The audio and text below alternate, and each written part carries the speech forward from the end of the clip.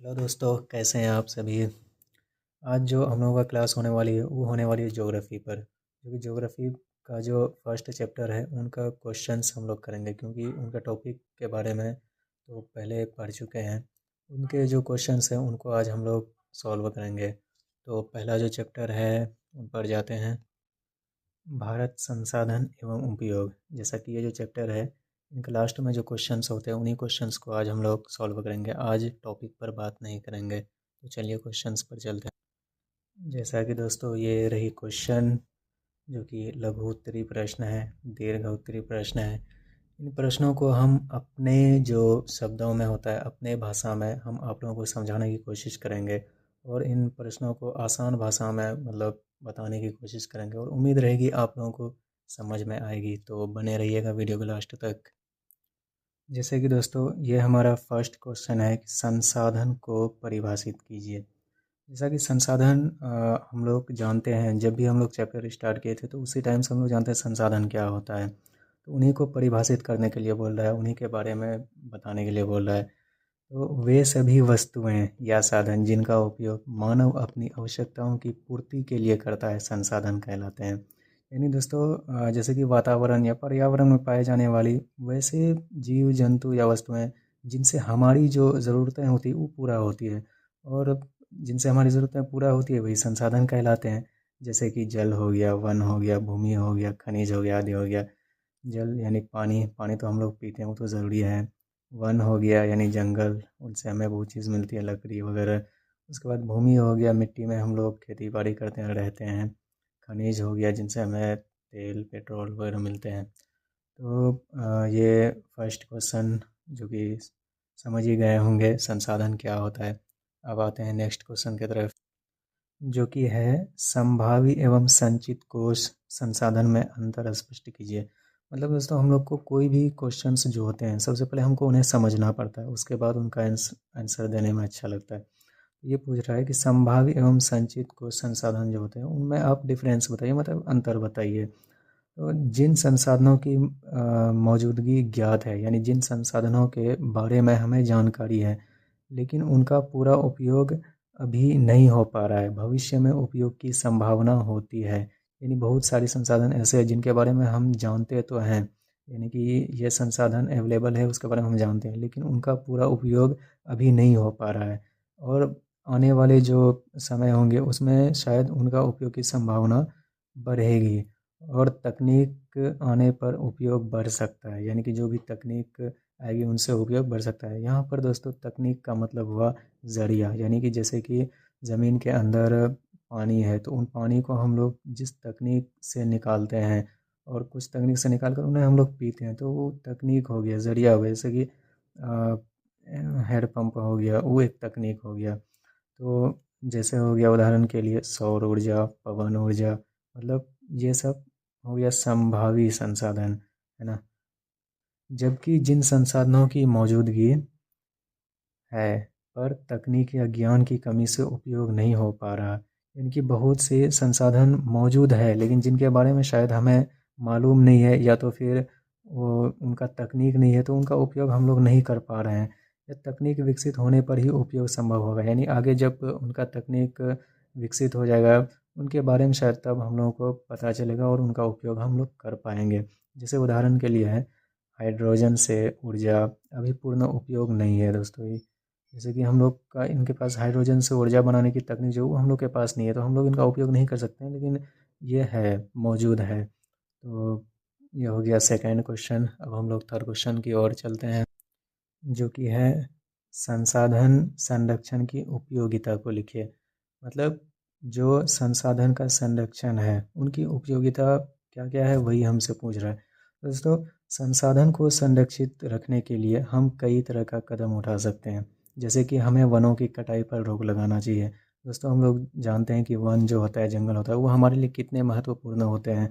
तो उनकी जो कटाई है उन पर हमें रोक लगाना चाहिए। उसके बाद है नदी किनारे पेड़ पौधे लगाकर मिट्टी के कटाव को रोकना चाहिए। और हम लोग जानते हैं कि जहाँ नदी बहती है तो वहाँ का जो किनारा होता है वो किनारों में मिट्टी कट के नदी में बह जाती है और जाके समुद्र में गिर जाती है। तो हमें चाहिए कि नदी किनारे पेड़ पौधे लगाकर वहाँ की मिट्टी को कटने से रोकें।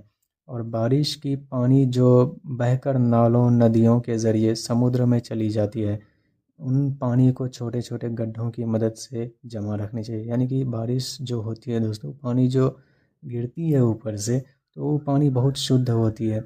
और उन शुद्ध पानी को हम लोगों को चाहिए कि उन शुद्ध पानी को जमा करके रखना चाहिए। और यहाँ होता है क्या है कि बारिश हुई पानी सब बहकर नदी के नालों के ज़रिए वो समुद्र में चली जाती है, जो कि खारा पानी में मिल जाती है, जो हम लोगों का उपयोग से बाहर हो जाती है। दोस्तों ये 3 नंबर क्वेश्चन शायद समझ में आ गई होंगी आप लोगों को। अब नेक्स्ट क्वेश्चन चलते हैं। नेक्स्ट क्वेश्चन है दोस्तों, संसाधन निर्माण में तकनीक की क्या भूमिका है, स्पष्ट कीजिए। तकनीक जो कि हम थोड़ा देर पहले डिस्कस किए, तकनीक क्या होता है। ये दोस्तों, तकनीक संसाधनों के निर्माण और उपयोग में बहुत ही महत्वपूर्ण भूमिका निभाती है। यह प्राकृतिक वस्तुओं को उपयोगी संसाधन में बदलती है। देखिए, जो भी तकनीक होती है वो हमारी जो संसाधनों होती है उनको, प्राकृतिक संसाधन जो होते हैं वो डायरेक्ट हम लोग यूज़ नहीं कर पाते हैं उनको, मतलब तकनीकों के ज़रिए उन लोगों को उन सब संसाधनों का हम लोग उपयोग कर पाते हैं। जैसे कि मशीनों द्वारा खनिज का निकालना हो गया, या बिजली उत्पादन करना हो गया। यानी मशीनों द्वारा जो ज़मीन के नीचे से जैसे खुदाई कर कर खनिजों को निकाली जाती है, तो उनको फैक्ट्रीज़ में रिफाइनरी मशीन में डाली जाती है और उनसे खनिजों को जो अलग किया जाता है, पेट्रोल अलग बनाए जाते हैं, केरोसिन अलग बनाए जाते हैं। उसके बाद जैसे दूसरा यहाँ पर एग्जांपल है बिजली उत्पादन करना।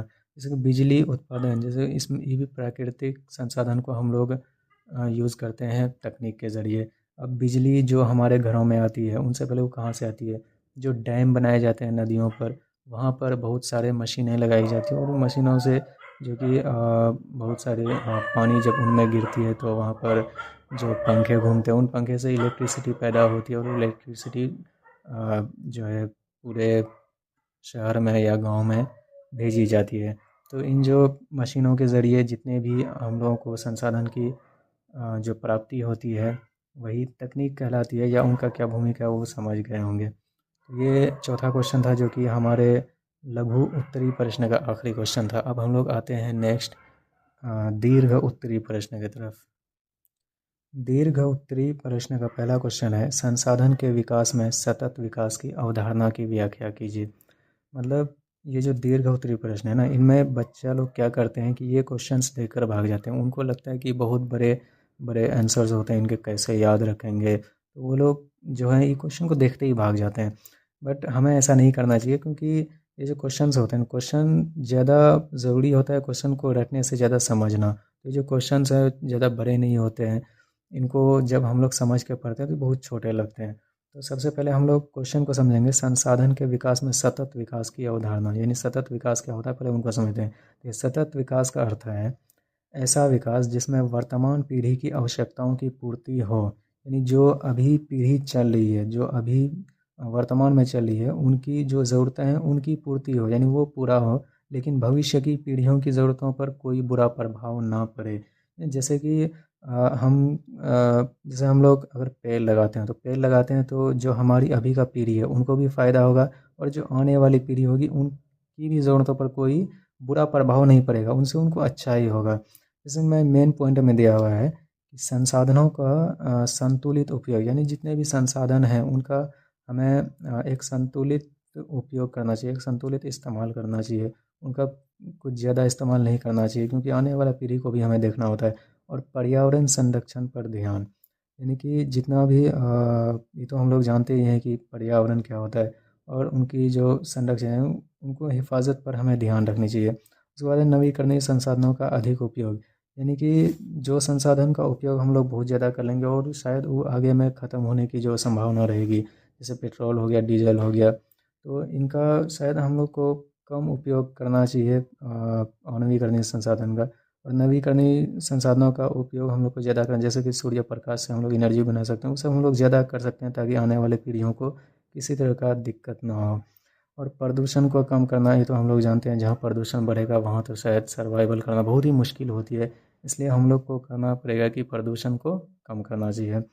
इसमें कुछ निष्कर्ष हैं, जैसे कि सतत विकास से प्रकृति और मानव दोनों का संतुलित विकास संभव होता है। यानी कि दोस्तों सतत विकास जो होता है, इनसे प्रकृति और मानव दोनों का जो विकास होता है वो संतुलित संभव रहता है। अब हम लोग चलते हैं दूसरे क्वेश्चन की तरफ। अब ये नेक्स्ट क्वेश्चन है जो कि शायद हमारा लास्ट भी क्वेश्चन है। स्वामित्व के आधार पर संसाधन के विविध स्वरूपों का वर्णन कीजिए। मतलब स्वामित्व के आधार पर कौन कौन से संसाधन होते हैं, क्या क्या होते हैं, उन्हीं के बारे में चर्चा करने के लिए बोल रहे हैं। देखिए, स्वामित्व के आधार पर संसाधन 4 प्रकार के होते हैं, जो कि फर्स्ट है व्यक्तिगत संसाधन, सेकंड है सामुदायिक संसाधन, थर्ड है राष्ट्रीय संसाधन और फोर्थ है अंतर्राष्ट्रीय संसाधन। तो ये सब संसाधन होते क्या क्या हैं? जैसे व्यक्तिगत संसाधन क्या होते हैं? वैसे संसाधन जो किसी व्यक्ति के स्वामित्व या निजी में होते हैं। देखो दोस्तों, ये सब जो क्वेश्चन है ना, इनका नाम में ही डेफिनेशन है। व्यक्तिगत संसाधन यानी वैसे संसाधन जिनमें कोई एक व्यक्ति का अधिकार होता हो, है ना, वो व्यक्तिगत संसाधन कहलाएंगे। जैसे कि यहाँ पर है घर, खेत, वाहन, इनमें क्या होता है, किसी एक व्यक्ति का अधिकार होता है। और दूसरा है सामुदायिक संसाधन। तो सामुदायिक संसाधन क्या होता है? वो इनमें भी नाम में ही डेफिनेशन है, मतलब समूह में। तो वैसे संसाधन जो पूरे समाज के उपयोग के लिए होते हैं, यानी वैसा संसाधन जिनका इस्तेमाल पूरे समाज के लोग करते हैं, वो सामूहिक संसाधन या सामुदायिक संसाधन बोलते हैं। जैसे कि पार्क हो गया, सड़क हो गया, तालाब हो गया। अब कोई आदमी तो डायरेक्ट जाकर नहीं बोलेगा कि ये सड़क मेरा है, तुम नहीं चलोगे। सड़क तो सभी का होता है, सबको ही चलता है। तो वो हो गया सामुदायिक संसाधन या सामूहिक संसाधन भी बोल सकते हैं। उसके बाद तीसरा है राष्ट्रीय संसाधन। तो इनमें भी नाम में डेफिनेशन है राष्ट्रीय, मतलब जो राष्ट्र के अंदर आता हो, जो गवर्नमेंट के अंदर आता हो। तो वैसे संसाधन जो देश की सरकार के अधिकार में होते हैं, यानी जिसमें देश की सरकार का अधिकार होता है। जैसे कि रेलवे हो गया, वन हो गया, खनिज हो गया। इनमें भी कोई एक आदमी जाके नहीं बोल सकता कि नहीं ये रेल मेरा है या ये वन मेरा है या वो खनिज मेरा है। इनमें सरकार का जो होता है वो अधिकार होता है। उसके बाद चौथा है अंतर्राष्ट्रीय संसाधन, यानी इनमें भी नाम में ही डेफिनेशन है। अंतर्राष्ट्रीय मतलब जिनमें कि देश का भी, किसी देश के सरकार का भी अधिकार ना हो। यानी वैसे संसाधन जो किसी एक देश के अधिकार में नहीं होते हैं। यानी वैसे संसाधन जो किसी एक देश के अधिकार में नहीं होते हैं, वो क्या कहलाते हैं? अंतर्राष्ट्रीय संसाधन। जैसे कि समुद्र हो गया दोस्तों। समुद्र 200 नॉटिकल माइल्स के बाहर, यानी समुद्र की जो ये होती है वो 200 नॉटिकल माइल्स के बाहर कोई भी सरकार का अधिकार नहीं होता है। मतलब जैसे हमारा भारत है, भारत 3 ओर समुद्र से घिरा हुआ है। उसके बाद जो भारत का लास्ट छोर पे जाएँ, जिसके किनारे समुद्र के किनारे जिसको बोलते हैं, और हम लोग वहाँ जाएंगे तो उससे आगे समुद्र नज़र आएगा। तो उससे जो 200 नॉटिकल माइल्स दूर है, वहाँ तक भारत का कब्जा रहेगा। 200 नॉटिकल माइल्स के बाद जब अगर हम जाएँ तो वहाँ पर कोई भारत का कब्जा नहीं रहेगा या कोई भी देश का कब्जा नहीं रहेगा, वो रहेगा अंतर्राष्ट्रीय पर। तो ये था लास्ट क्वेश्चन जो कि दीर्घ उत्तरीय प्रश्न का था। तो हम लोग सारा क्वेश्चन कर लिए जो आज फर्स्ट चैप्टर का था। तो हम लोग ऐसे ही सारा एक वन बाय वन सारा चैप्टर का क्वेश्चंस करते जाएंगे। और अगर मेरा ये जो आराम से बोलने का ये है, उम्मीद है कि आज का ये सब जो क्वेश्चंस हैं इनको बढ़िया से समझ गए होंगे और बढ़िया से इनको रिवीजन भी कर लेंगे आप लोग। तो ये सब जो क्वेश्चन है दोस्तों, ये मैट्रिक लेवल के लिए बहुत ही महत्वपूर्ण है और हम लोग को चाहिए कि हम लोग इनको बढ़िया से समझें, क्योंकि आज हम बढ़िया से समझा दिए हैं। और आप लोगों की ज़िम्मेदारी, आप लोग के इनको आगे बढ़िया से समझ कर रहें और हमेशा इनको याद रखें। तो हम लोग मिलते हैं फिर नेक्स्ट चैप्टर का क्वेश्चन में। तब तक के लिए थैंक यू।